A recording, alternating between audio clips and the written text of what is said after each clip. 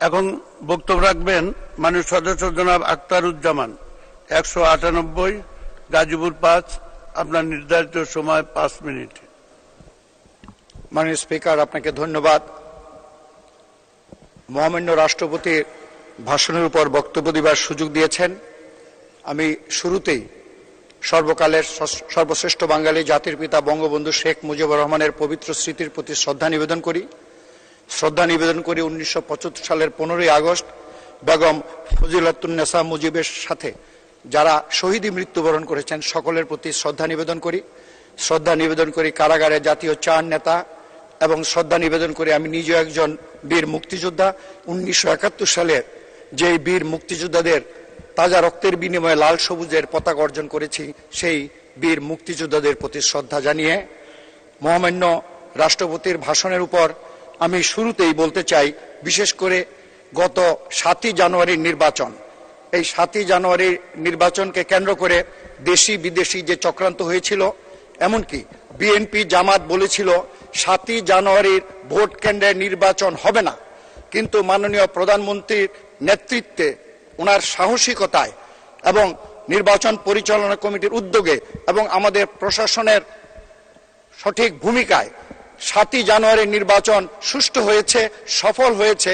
শুধু তাই নয়, আমি মনে করি মাননীয় প্রধানমন্ত্রী শেখ হাসিনা রাষ্ট্রবিজ্ঞানের অন্যান্য ক্ষেত্রে যেভাবে থাকবেন, রাষ্ট্রবিজ্ঞানের ইতিহাসে দুটি বিষয়কে কেন্দ্র করে বাংলাদেশের আধুনিক রাষ্ট্রবিজ্ঞানের দুইটি অধ্যায় রচিত হবে। একটা হলো সামরিক শাসনের হাত থেকে গণতন্ত্রের সংগ্রাম করে অন্তর্বর্তীকালীন তত্ত্বাবধায়ক সরকারের মাধ্যমে কিভাবে ক্ষমতা হস্তান্তর করা যায়, যেই উদ্যোগ এবং যেটা সফল হয়েছেন, আজীবন বাংলার ইতিহাসের নামটি লেখা থাকবে, তার নাম শেখ হাসিনা, এবং মাননীয় প্রধানমন্ত্রীর নেতৃত্ব হয়েছিল বাংলাদেশের রাষ্ট্রবিজ্ঞানে এটা সংযোজিত হবে। এবং এই সর্বশেষ 7ই জানুয়ারির নির্বাচনকে কেন্দ্র করে যারা বলেছিল এই নির্বাচন হতে দেবে না, জনমতের মধ্য দিয়ে নির্বাচনটি মাননীয় প্রধানমন্ত্রীর নেতৃত্ব দিয়ে নির্বাচন অনুষ্ঠিত করেছে। এবং বাংলাদেশের রাষ্ট্রবিজ্ঞানের অন্যতম একজন রাষ্ট্রবিজ্ঞানী রওনক জাহান, তিনি বলেছেন বাংলাদেশ আওয়ামী লীগ একটি অভিনব নির্বাচনী কৌশল অবলম্বন করে এই নির্বাচন করেছেন, এবং এটাকে আর উনি কোন রকমের অন্য কথা বলতে পারেন নাই। তাই আমি মনে করি এইটাও একটা, এই 7ই জানুয়ারির নির্বাচন, এইভাবে নির্বাচনে যে স্বতন্ত্র প্রার্থী দিয়ে সুন্দরভাবে সুষ্ঠুভাবে নির্বাচন হতে পারে, সেইখানে আমি একটি প্রশ্ন রাখতে চাই।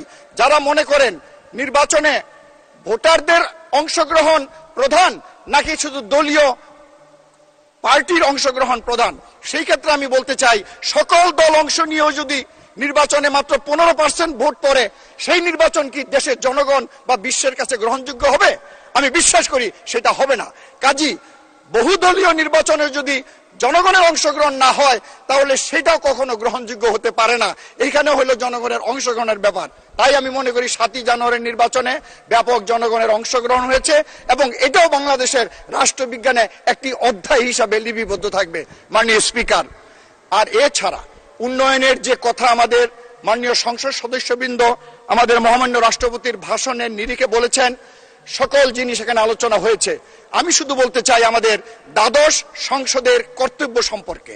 যেমন এর আগে 3টি সংসদ নির্বাচনে মাননীয় প্রধানমন্ত্রীর নেতৃত্ব দিয়ে গত 15 বছরে আমাদের দেশের উন্নয়ন প্রতি বছর এভারেজে 4 বিলিয়ন করে যুক্ত করেছেন। সেই 2009 সালের থেকে 10 বিলিয়ন থেকে এখন আমাদের $55 বিলিয়ন আমাদের এই বৈদেশিক আমরা রপ্তানি করে থাকি। এখন দ্বাদশ সংসদের আমাদের দায়িত্ব হবে, এখন আমাদের সকল মেগা প্রজেক্ট হয়ে গেছে, আমাদের এলিভেটেড রোড হয়েছে, মেট্রো রেল হয়েছে, পদ্মা সেতু হয়েছে, আমাদের মাতারবাড়ি পাওয়ার প্ল্যান্ট এবং ডিপ সি প্রজেক্ট হচ্ছে। এই সমস্ত আগে ছিল না। অতীতে যদি আমরা 4 বিলিয়ন করে পারি, আমার তো মনে হয় এখন প্রতি বছর আমাদের 10 বিলিয়ন করে আমাদের এক্সপোর্ট বাড়ানো উচিত।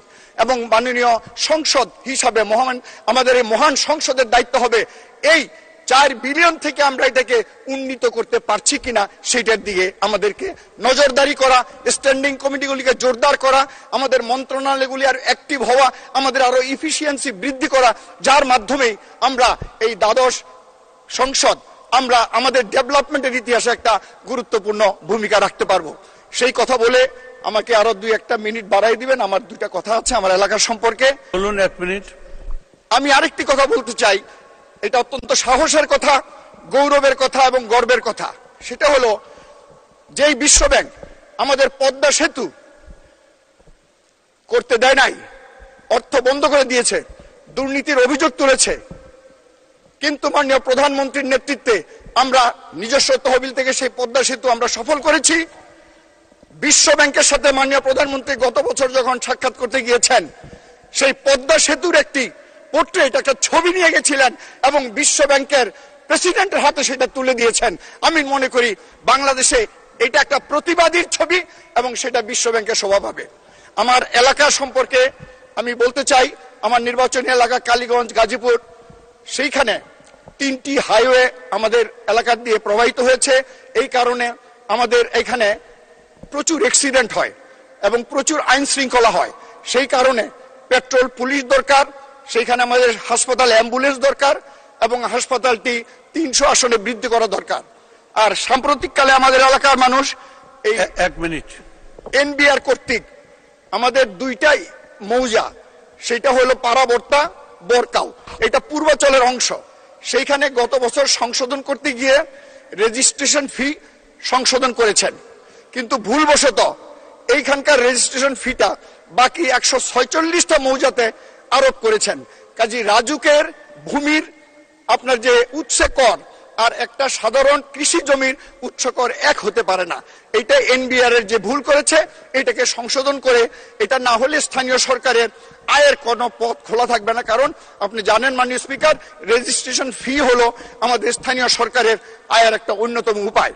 এইটা করার জন্য আমি দাবি রাখছি। আর সাথে সাথে বিল বেলাই, এটা একটা রাইস বোল বলা হয় আমাদের এলাকায়, কিন্তু আজকে বর্জ্য এবং কেমিক্যাল যেইভাবে ওখানে ছেয়ে গেছে, এই বিল বিলাইয়ের উৎপাদন বন্ধ হয়ে যাচ্ছে।